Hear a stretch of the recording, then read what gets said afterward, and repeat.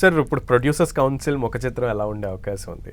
ఇమ్మడి రవిని అరెస్ట్ చేసిన తర్వాత వాళ్ళంతా ఎలా రిలాక్స్ అయ్యి ఉంటారు? చాలా హ్యాపీగా ఉంటుంది. ఎందుకంటే కొంచెం నెంబర్ 1 ఐబొమ్మ చాలా ఐబొమ్మ కొంచెం ఫాస్ట్గా, అంటే సినిమా విడుదలైన 2-3 రోజుల్లోనే హై టెక్నికల్ మొబైల్స్ వాడడము, ఇంకేదో ఎనీ పార్ట్ ఆఫ్ టెక్నికల్గా వాడుతూ వాళ్ళు రికార్డ్ చేసి అప్లోడ్ చేస్తున్నారు. కాబట్టి ఇంత పెద్ద వెబ్సైట్ దొరికినప్పుడు వాళ్ళు హ్యాపీగా ఉండే అవకాశం. సార్ ముఖ్యంగా అంటే లైక్ చాలా పెద్ద పెద్ద సినిమాలు వస్తున్నాయి ఫ్యూచర్లో. నిన్న కాక మొన్న వారణాసి గురించి రాజమౌళి గారు టీజర్ రిలీజ్ చేశారు.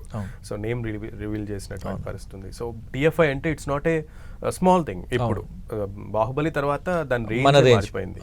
సో టిఎఫ్ఐ రేంజ్ మారిపోయిన తర్వాత ఇటువంటి పుట్టగొడుగుల్లాగా ఇటువంటి వాళ్ళు పుట్టుకొస్తూ ఉంటే, సో మనం ఎంతైతే ప్రతిష్టని ఆర్జిస్తున్నామో అంతే అప్రతిష్ట పాలు కూడా అవుతుంది.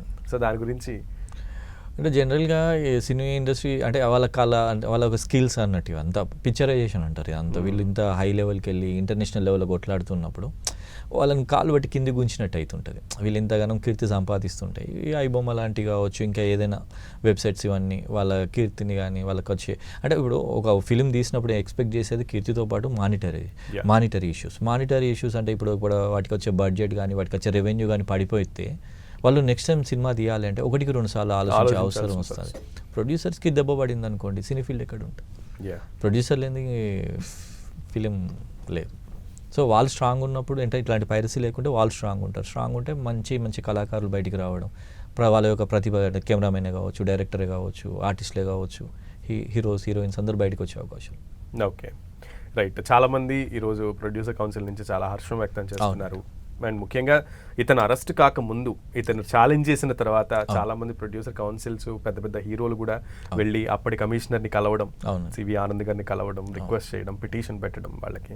అండ్ ఆయన కూడా దానిని ప్రెస్టీజియస్గా తీసుకుని, సో పోలీసులు అనుకుంటే మన పోలీస్ వ్యవస్థ ఎంత స్ట్రాంగ్గా ఉందంటే ఏం చెప్తారు దీన్ని బట్టి? అంటే ఇప్పుడు ఇండియా మొత్తంలో తెలంగాణ పోలీస్ చాలా స్ట్రాంగ్ ఉందండి.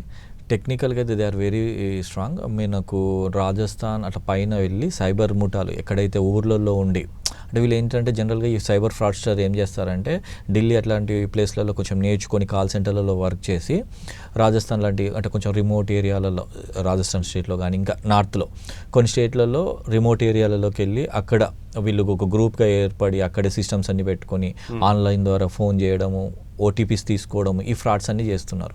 ఇట్లా చేసినప్పుడు ఎప్పుడైతే వీళ్ళని చేస్తున్నారో వాళ్ళని పట్టుకోవాలంటే చాలా అంటే కష్టంతో కూడుకుని అక్కడికి వెళ్ళి దాదాపుగా మన దగ్గర నుంచి టీమ్స్ వెళ్తాయి. చాలా కాన్ఫిడెన్షియల్గా టీమ్స్ వెళ్ళి వాళ్ళను ఇండివిజువల్గా పట్టుకొని అరెస్ట్ చేసి తీసుకొని వచ్చిన సందర్భాలు చాలా ఉన్నాయి.